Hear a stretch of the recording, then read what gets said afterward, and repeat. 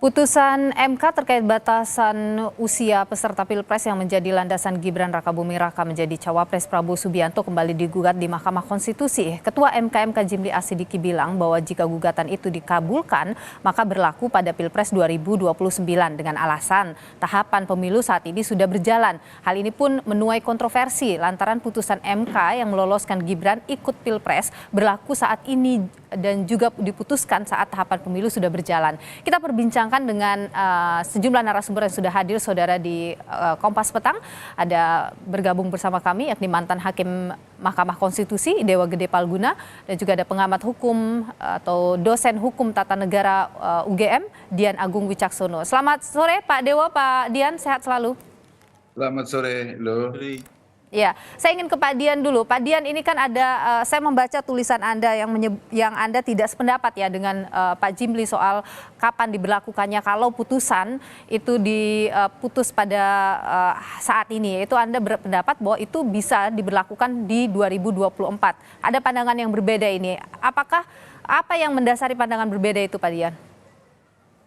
Baik, pandangan itu didasarkan prinsip yang namanya Purcell Principle, di mana kemudian kalau kita mengacu pada praktik peradilan di Amerika Serikat, seharusnya pengadilan itu tidak mengubah aturan pemilu ketika tahapan pemilu itu sudah dimulai, begitu.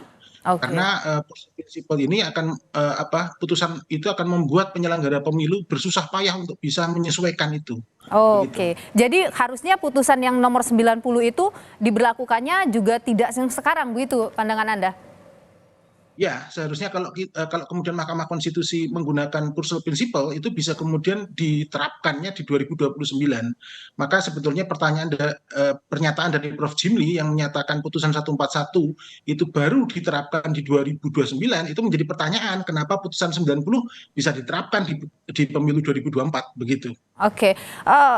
Saya ingin ke Pak Deo dulu. Kalau dari pandangan Pak Deo bagaimana melihat ini? Jadi dari putusan 90 itu kan dilakukan di tengah proses pemilu sedang berlangsung. Dan kemudian diterapkan yang sekarang. Tapi Pak Jimli berpendapat kalau digugat lagi dan menang itu tidak bisa berlaku sekarang. Tapi berlakunya dari 2029 karena pemilu sedang berjalan saat ini. Kok jadi standar ganda ya? Terima kasih loh. Kalau saya tetap bertolak, saya konsisten pendapat saya dari dulu tidak pernah berubah. Saya titik tolaknya adalah pasal 47 Undang-Undang Mahkamah Konstitusi. Kapan putusan Mahkamah Konstitusi mempunyai kekuatan hukum tetap? Yaitu sejak selesai diucapkan dalam sidang pleno terbuka untuk umum. Jadi begitu ketokan palu yang menutup sidang pleno terbuka untuk umum yang mengucapkan putusan itu, sejak itu pula putusan Mahkamah Konstitusi mulai berlaku. Nah, tidak ada penafsiran lain dari soal itu kalau menurut saya. Sudah jelas. Jadi mulai saat itu berlaku. Nah, apa peristiwa yang terjadi pada saat itu tidak peduli. Ya sudah pada saat itu mulai diberlakukan putusan Mahkamah Konstitusi. Itulah hakikat negatif legislator. Kecuali Mahkamah Konstitusi misalnya ada menyatakan lain di dalam amarnya. Yaitu misalnya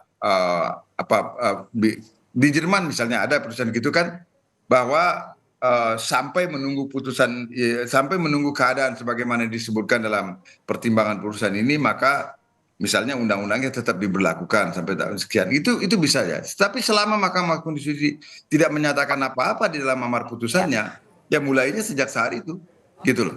Oke, Pak Dian, kalau ini kan waktunya sangat mepet ya, waktu beriringan dengan proses pemilu yang sedang berjalan. Apakah kemudian MK bisa membatalkan begitu saja yang kemarin? Menurut pendapat saya untuk hari ini sangat kecil sekali kemungkinannya karena kalau kita ikuti jadwal tanggal 13 November itu adalah penetapan capres-cawapres definitif begitu.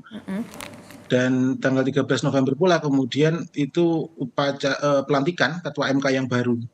Kalau kemudian katakanlah MK itu mau menggunakan usulan yang saya tuliskan terkait dengan penerapan Purcell Principle yang itu nanti dituangkan dalam amar putusan di putusan 141, bisa jadi itu akan mengubah kondisi hari ini gitu. Tetapi dengan kondisi bahwa hari ini sudah hari Sabtu begitu dan sepertinya tidak mungkin ada RPH di Hari ya. hari weekend seperti ini. Sepertinya kok sangat sangat kecil sekali kemungkinan kemudian Mahkamah Konstitusi bisa berbuat sesuatu dengan perkara 141 di sini. Oke, jadi kalau misalnya itu tidak bisa diberlakukan karena waktu yang sangat mepet begitu, Senin baru ada sidang lagi, sementara juga ada penetapan peserta Pilpres, artinya legitimasi pemilu ini dipertanyakan?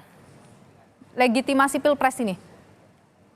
Kalau saya kemudian berangkatnya dari sejak awal distorsi pemahaman mengenai putusan 90, Mbak Nilo. Jadi sejak awal putusan 90 itu kan menimbulkan distorsinya luar biasa. Kalau kita baca betul suara mayoritas yang 5 hakim dengan 2 konkuring itu dengan menggunakan prinsip namanya the mark rules gitu, itu seharusnya putusan 90 itu dimaknai yang boleh mencalonkan adalah yang berusia 40 tahun atau pernah menduduki jabatan gubernur seharusnya. Tetapi kan hari ini distorsi penafsirannya luar biasa, sehingga kemudian seolah-olah putusan 90 memberikan karpet merah untuk Gibran misalnya, yang saat ini sedang menjabat sebagai wali kota, begitu. Oke. Maka kalau kita mau bicara agar kemudian kondisi ini bisa berbalik, sebetulnya satu-satunya yang bisa dilakukan adalah melalui kewenangan Bawaslu di pasal 239 Undang-Undang Pemilu itu. Dan itu bisa? Kemudian, kalau Bawaslu kemudian mau melihat putusan 90 dengan perspektif yang lebih jernih, seharusnya itu bisa dijadikan temuan dan itu wajib ditindaklanjuti oleh KPU kalau kita mengacu pada pasal 239 Undang-Undang 7 2017. Oke, saya ke Pak Dewa dulu. Pak Dewa, kalau misalnya begini, mungkin tidak sih MK bisa mengeluarkan satu putusan yang kemudian menganulir putusan nomor 90 itu sehingga kemudian kita kembali lagi ke PKPU yang sebelumnya? Ini kok jadi ngaco gini ya. Bagaimana pandangan Anda? Gini loh, kan nggak mungkin Mahkamah Konstitusi tiba-tiba membuat putusan yang menganulir itu dengan alasan apapun kecuali ada pengujian gitu kan, syaratnya ada pengujian. Itu dulu. Nah pengujian itu putusannya itu nggak pernah berlaku surut, pasti berlakunya prospektif. Artinya sejak saat itu berlakunya ke depan bukan ke belakang. Nah jadi, tadi ada bagian dari yang saya mau kasih komentar sedikit dari pendapat Pak Agung itu. Ya, kalau amarnya menyatakan bahwa amar putusannya itu kan terlepas dari kritik kita terhadap amar itu. Amarnya kan tidak seperti itu yang dikatakan. Itu amarnya justru karena menyinggung-nyinggung sampai kepala daerah pada tingkat bupati atau wali kota itu yang jadi persoalan kan. Karena itu yang disampaikan dalam amarnya secara tegas, artinya itu yang harus diikuti kan gitu. Yang jadi persoalan. Jadi nggak bisa ditafsirkan lain, termasuk juga oleh Bawaslu. Kalau menurut saya, nah itu justru jadi salah nanti kalau ini. Bahwa kita tidak setuju dengan amar itu, dah harusnya adalah amar itu bunyinya adalah sampai pada katakanlah sampai pada pernah atau sedang menjabat sebagai kepala daerah dan pada tingkat provinsi. Katakanlah kita setuju dengan itu, ya.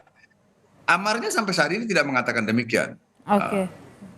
Bahkan tambahan itu sendiri bagi saya masih menjadi persoalan besar. Tetapi kan tetap harus kita terima sekarang. Nah, ini seperti saya sampaikan dalam eksaminasi saya terhadap putusan itu. Jadi tambahan dari mana dia datangnya menambahkan syarat di luar 40 tahun itu. Itu kan nggak ada penjelasan yang menurut saya secara konstitusional argumentatif gitu kan. Tapi udahlah itu kan diskusi sudah lewat. Sekarang kan apa yang bisa dilakukan ini menurut saya tetap hanya ke depan. Jadi kalau Prof Jimli itu ya mungkin kesalahannya hanya menyebut ini aja, bukan salah sih menurut saya. Mengkonkretkan saja bahwa itu mulai berlaku pada pemilu berikutnya kan gitu.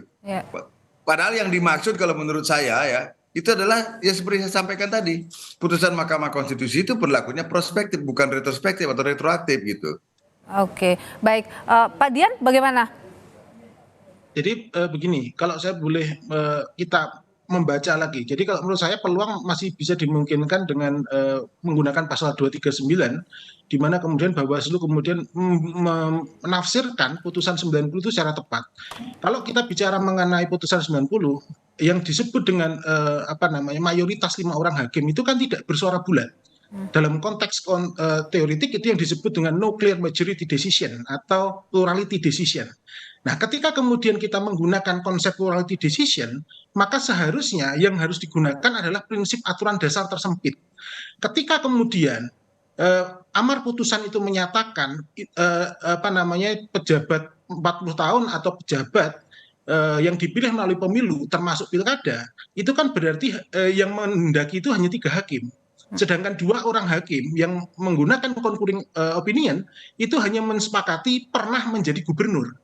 Maka kalau kita berhitung secara betul, sebetulnya putusan 90 itu kan yang mayoritas suara 5 itu hanyalah yang pernah menduduki gubernur. Dan itu seharusnya yang bisa ditafsirkan oleh Bawaslu untuk kemudian menggunakan. Jadi Anda masih tetap mempertanyakan legitimasi Pilpres ini ya? Oke, saya ke Pak Deo Palguna dulu. Pak Palguna, apa yang kemudian harus dilakukan agar, ini kan banyak yang mempertanyakan legitimasi Pilpres 2024 dengan putusan 90 itu. Apa yang kemudian harus dilakukan supaya Pilpres ini benar-benar legitimate? Apakah kemudian ada opsi misalnya mengembalikan lagi ke si pembuat undang-undang atau bagaimana? Tidak ada. Kalaupun opsi itu dikembalikan kepada pembuat undang-undang, kan undang-undangnya juga berlakunya ke depan. Nanti kalau undang-undang ini berlakukan surut, saya yakin pasti ada yang mengajukan pengujian lagi. Kalau diberlakukan surut. Gini loh, saya kembali ke yang disampaikan oleh Mas Agung tadi. Saya setuju itu. Dan saya juga pernah membaca teori itu. Tetapi begini, jangan lupa, kalau acuannya adalah jurisprudensi misalnya, perbandingannya adalah jurisprudensi di pengadilan Amerika Serikat misalnya. Jangan lupa, Hakim Roger Brooktani juga sempat membuat putusan yang menganggap warga negara keturunan keturunan Afrika itu bukan warga negara menurut konstitusi. Dan itu berlangsung puluhan tahun, baru kemudian diperbaiki oleh amandemen ke-14 atau keberapa saya lupa. Tetapi yang saya maksud itu adalah gini, yang saya maksud itu bahwa putusan itu ditolak habis gitu loh orang. Tetapi dia tetap berlaku karena dia sudah disuangkan dalam amarnya. Baik, termasuk juga gitu. Termasuk juga putusan 90 itu. Baik, terima kasih Pak Dewo Gede Palguna, mantan Hakim MK Mahkamah Konstitusi, dan juga Pak Dian Agung Wicaksono, dosen Hukum Tata Negara UGM. Terima kasih atas pandangannya di Kompas Petang. Sehat selalu Bapak-bapak.